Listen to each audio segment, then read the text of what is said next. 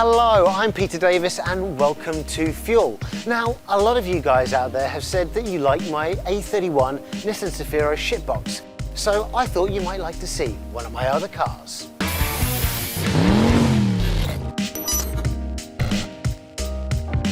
This is my Nissan 350Z. It is a sponsored car from Prince Lubricants.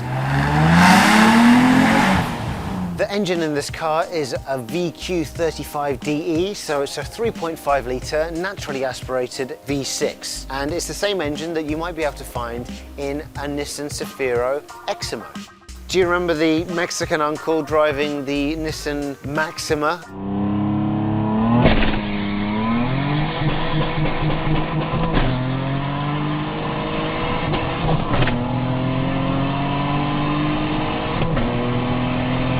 It's got the same engine as the 350Z, only my 350Z comes with an automatic gearbox, but I do have a manual gearbox, clutch, pedal set, dashboard, everything at home, just waiting to be fit in for one of our fuel videos.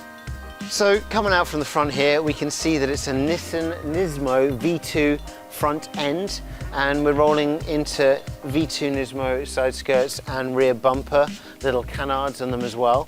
I've got the Nismo V2 rear spoiler, and we've got a carbon fiber blade here, and I've done an extension. Don't copy this, internet. If you do, please do, tag me.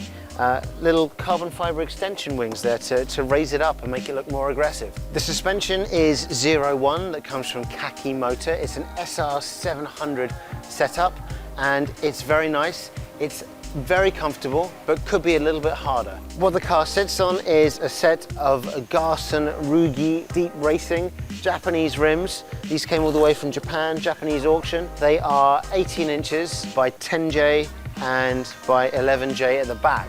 The rear offset is something crazy. There are no spacers on the back end here, and on a stock Fairlady there's a couple of inches of poke, which is exactly what I like. On the front I do have 25mm spacers to offset the rims because of the front upper camber arms. The fuckers. There's a block radiator in here, because the original radiator is like a single layer. This block is about 3 layers deep. It's much better at cooling the car, and because this is an auto gearbox car right now, the cooling for the gearbox goes through the radiator, which meant on the original radiator this car used to overheat all the time. The interior is pretty stock. We do have an NRG leather steering wheel, and it's not the high-end spec beast. So it doesn't have all the speakers and sound system, no Bose sound system. It's got fabric seats, but that just means it's lighter weight and I can play around with it and make it faster on the track. One of the modifications I did to this car was the gearing. Now it's automatic. I plan to change it to manual so I didn't go too crazy, but normally when you shift up on these things in manual mode, it's plus like 1, 2, 3, 4. But that doesn't feel very natural. So I changed the switches around. I took a switch off, put it down. This switch I put around the other side, put them down. So it's like 1, 2, 3, 4, 5, and then 4, 3, 2, 1. So when you're braking, naturally you're moving forwards. You want to push forwards and you're accelerating. You want to pull back. So you can shift down like you're in an arcade machine now. It's much better. You should try it out if you've got a Fairlady. Plans for the future for this car. Number 1, wash it. It is filthy beyond belief. Next up, I'd like to change the headers. I have some fantastic racing parts headers for the 350Z with some downpipes that I bought a couple of months, maybe even years ago now, thanks to COVID, and I need to get them thrown into the car, and when that's done we can tune it up because this has a piggyback ECU, so we can get that sorted out and tuned. I'm going to change the suspension springs, so to 12K at the front and 10 at the back from what it currently is, which is 10 and 8.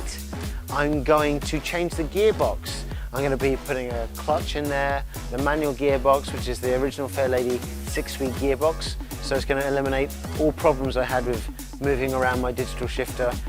That's great for now, but in the future it's going to be 6-speed manual with a Nismo clutch, which is going to be perfect because it's going to make the car more fun, and it's going to mean that I can actually drift it. Speaking of drifting, Another thing is a hydraulic handbrake. I'm looking at the GK Tech parts right now, and I'm considering getting one of the hydraulic handbrakes that fits into the dashboard. GK Tech have some really nice parts for the Fairlady. Moving further on down the back of the car, I'm gonna get myself an LSD. I'm gonna get the 370Z's 3.7 gear ratio. Right now, this is supposed to have a 3.3 ratio for the auto, but I've got a manual gearbox in the back, the Pumpkin, which is 3.5, and I'm going to change the gear ratio to 3.7 or 3.9 even.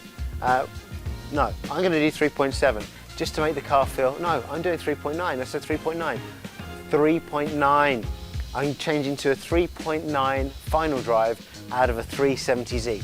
Sorry for the confusion, it's been a long MCO, I've kind of forgotten. Last but not least, I'm considering getting big over fenders for the rear, whole section over fenders, which means doing some cutting of the originals. And the front, I'm going to put some Stardust to make the car really big and beefy and wide. So when it is at a car show, it looks just right. Because right now at a car show, this Fairlady looks really skinny compared to all of its brethren. Thank you very much for watching that video, guys, with the Nissan 350Z Z33 Fairlady. If you had to choose a two-door sports car, what would you choose? Comment down below, let us know. I hope you enjoyed that video. If you did, make sure you like, subscribe, and hit that notification button. And be sure to check out some of the other videos we've got over here. Maybe that one, or this one, or that one. Remember, get fueled.